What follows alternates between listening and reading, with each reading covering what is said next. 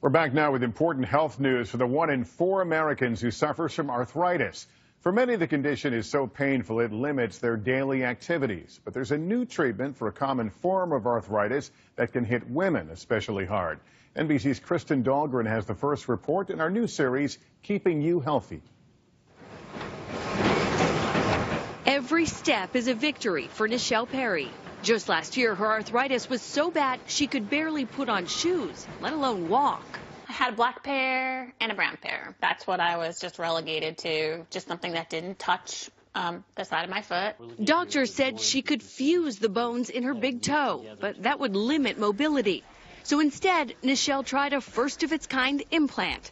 Synthetic cartilage made with the same material as a contact lens that acts as a cushion for the joint. For patients who have arthritis, this is a game changer.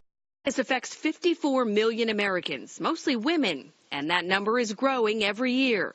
In many cases, doctors treat symptoms with painkillers. It's a synthetic graft. But this implant is now giving millions hope.